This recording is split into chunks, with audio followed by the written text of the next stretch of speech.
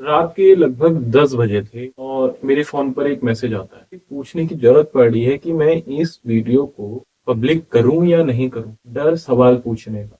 संविधान के पन्नों में अनुच्छेद 19(1) पे जब हम आते हैं तो हमें अभिव्यक्ति की स्वतंत्रता का पता चलता है।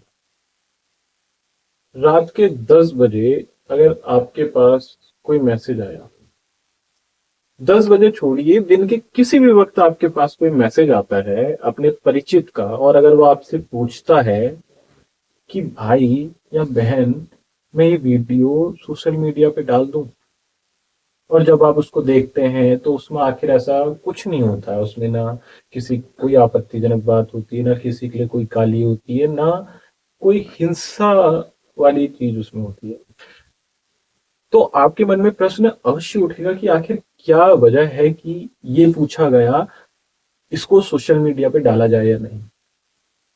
तो समझना वो है डर, क्योंकि उस वीडियो में होगा एक सवाल।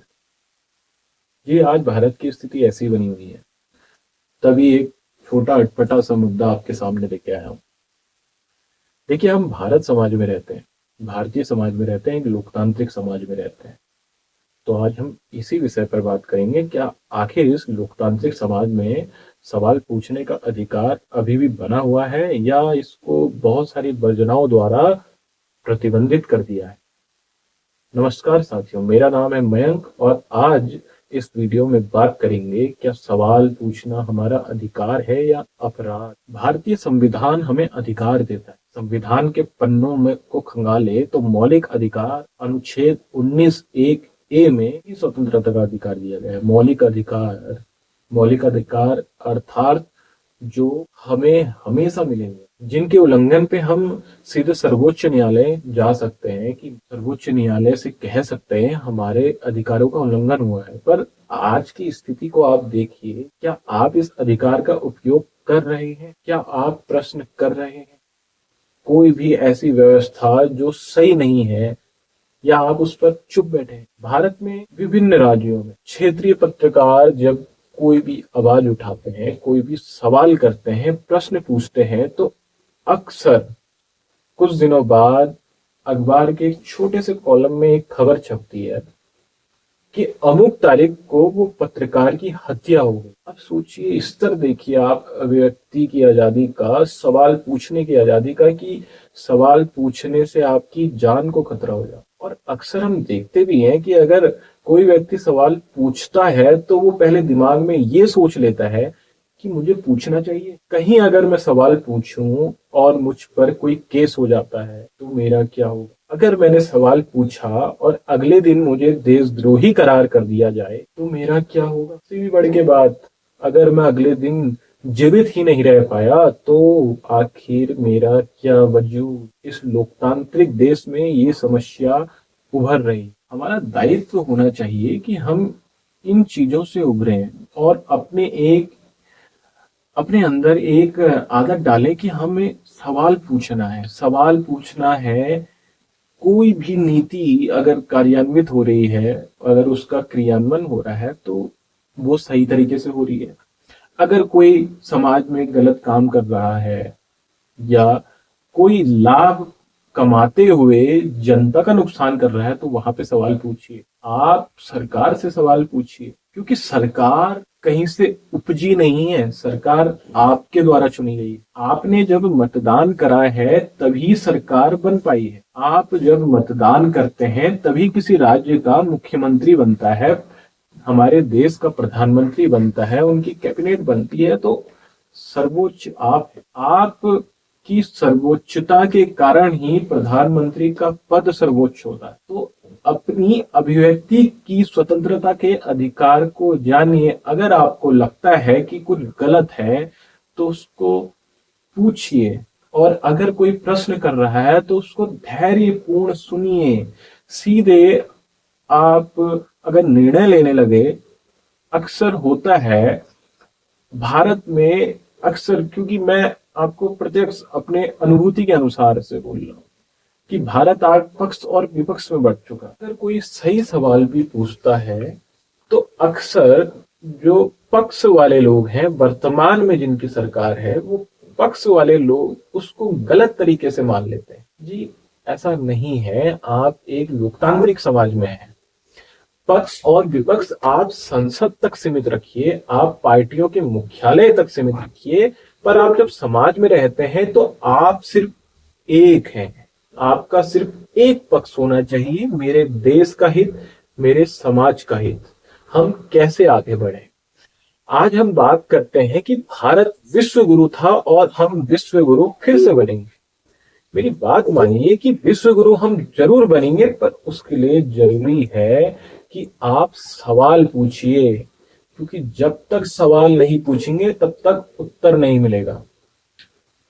आप भारत के प्राचीन ज्ञान को भी देखेंगे तो उसमें प्रश्न ही पूछे जाते हैं।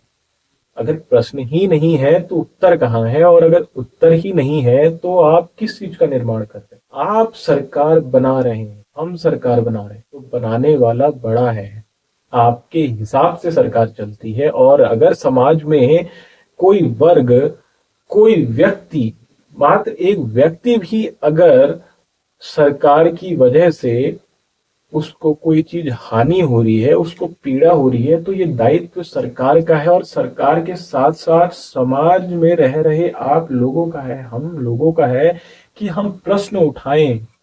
आखिर क्या ये जो भी हो रहा है सही है कि गलत है? हाल ही में अगर देखें हम सोनम वांगचुक के केस को, वो सरकार द्वारा जो उनके वादे थे उनकी पूर्ति के लिए अनशन पर थे और उनको देशद्रोह के मामले में घेरा गया। वीडियो की झूठी क्लिप लगा के उनको देशद्रोही बताया गया। ये मामला अभी सर्वोच्च न्यायालय में विचाराधीन है, परंतु सवाल ये उठता है कि क्या सवाल पूछना अपराध है? उनका सवाल यही था कि लद्दाख को 6th शेड्यूल कब मिलेगा। अब यहाँ पे हमें सरकार का पक्ष भी समझना चाहिए। सरकार कहती है कि अभिव्यक्ति की स्वतंत्रता आपको संविधान ने दी है, परंतु देश के हित में, देश की सुरक्षा के हित में उस पर प्रतिबंध लगाए जा सकते हैं कि कहीं उससे देश में हिंसा ना बढ़ के, किसी के विचारों से देश में हिंसा ना बढ़ के, देश की संप्रभुता पर खतरा ना आए, देश को बाहरी राष्ट्रों से कोई खतरा ना हो। पर फिर आखिर में एक सवाल उठता है, ये प्रतिबंध ठीक है, पर क्या ये प्रतिबंध आपकी अभिव्यक्ति को पूर्ण प्रतिबंध कर देते हैं? नहीं करते हैं। पर व्यवस्था ऐसी हो गई है कि आज के समय अगर कोई सवाल पूछता है तो आप सीधे उस पर वर्जनाएं लगा दें। आखिर क्यों? अगर वर्जनाएं लग जाएंगी तो आपका लोकतंत्र, हमारा लोकतंत्र कहाँ तक जीवित रह पाएगा? कहाँ रह पाएगा ये लोकतंत्र? इसका आधार तो चरमरा जाएगा, डगमगाएगा। देखिए, लोकतंत्र का चौथा स्तंभ है मीडिया, और मीडिया का काम होता है प्रश्न पूछना, और प्रश्न पूछने का अधिकार मात्र मीडिया को नहीं, आम जनता को भी है। आम जनता अपने चुने हुए नेताओं से, प्रतिनिधियों से पूछ सकती है कोई भी विषय के बारे में, जिस बारे में काम चल रहा है, जिस बारे में चर्चा हो रही है। फिर ये व्यवस्था आज भारत में कई धूमिल होती नजर आ रही है। कल तो स्थिति ऐसी बनी हुई है कि अगर कोई सवाल पूछता है और सोशल मीडिया पे ट्रेंड कर जाता है तो हम लोग उसको बहुत आगे तक ले जाते हैं। लेकिन आपको पता है आखिर में क्या होता है? वो मुद्दा भुला दिया जाता है। वो मानो आपके एक मनोरंजन के लिए कोई क्लिप इंटरनेट पे चली थी जिसका आपने लुत्फ उठाया, जिससे आप भाव विभोर हुए, जिससे आप उत्तेजित हुए और आखिर में उस क्लिप को भूल गए, उसका भावार्थ भूल गए। असल में अगर कोई ऐसी सवाल उठाने वाली स्थिति को आप गहनता से नहीं समझेंगे तो आपका भविष्य किस दिशा में जा रहा है आप खुद विचार करिए। अगर ये कहानी ऐसी चलती रही, सवाल पूछने कम होते रहे, सवालों की संख्या कम होती गई, तो आप यूं समझिए कि जवाबदेही खत्म हो जाए। और कहीं भी अगर जवाबदेही पर विराम लगता है तो विकास पे विराम लगता है। विकास मात्र जीडीपी बढ़ने से नहीं होता। तो सवाल पूछिए, सवाल पूछेंगे तो हमारा लोकतंत्र बचा रहेगा, जवाबदेहिता बनी रहेगी, चाहे वो सरकार की हो या प्रशासन की हो। जनता को जवाब मिलना चाहिए और जवाब मिलने से ज्यादा जरूरी है कि आप सवाल पूछें, क्योंकि जवाब तभी मिलेगा जब आप लोग सवाल पूछना शुरू करेंगे। तो एक ऐसे भारत के निर्माण की संकल्पना कीजिए जहां आप सवाल पूछने में अग्रणी हो, पीछे नहीं। जवाब आपको मिलने अपने आप शुरू हो जाएंगे। देखिए, कोई भी काम शुरुआत में कठिन होता है।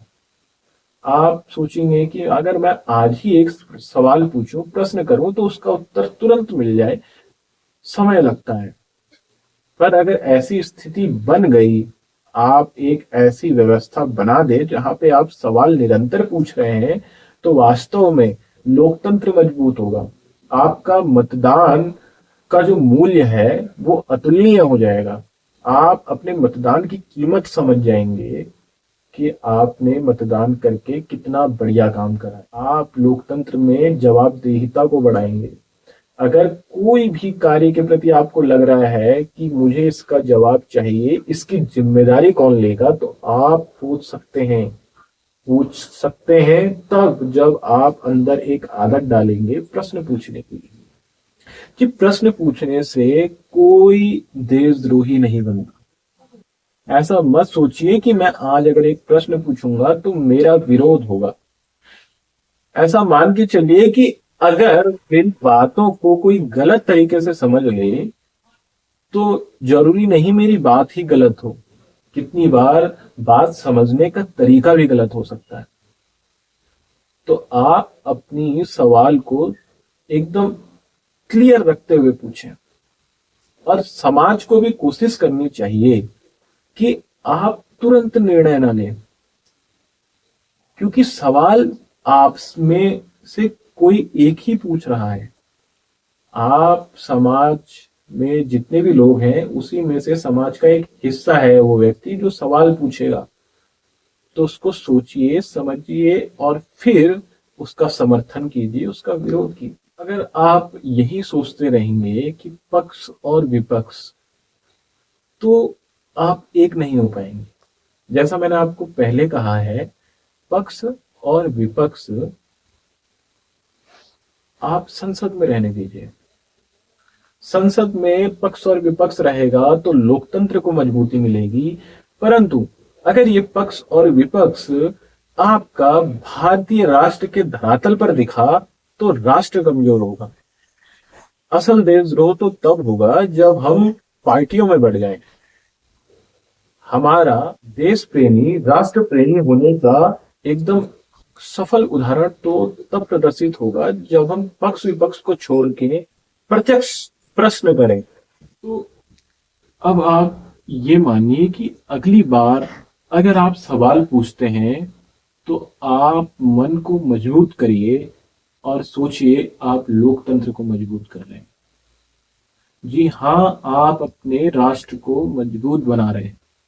आप अपने राष्ट्र की तरक्की पर मोहर लगा रहे हैं। अगर आप सवाल नहीं पूछते हैं तो ये मैं निश्चित ही कह सकता हूं कि आप हमारे लोकतंत्र को कमजोर कर रहे हैं, उसके आधार को खोखला कर रहे हैं। तो जब हमारे संविधान निर्माताओं ने हमें सवाल पूछने का अधिकार दिया है तो हम उसका उपयोग क्यों नहीं करते हैं? सवाल हमेशा ये नहीं होते कि हम विपक्ष की तरफ हैं। सवाल हमेशा इसके लिए होते हैं कि हम राष्ट्र के हित में हैं। हम ना पक्ष के हैं, हम ना विपक्ष के हैं, हम भारत देश के हैं। धन्यवाद।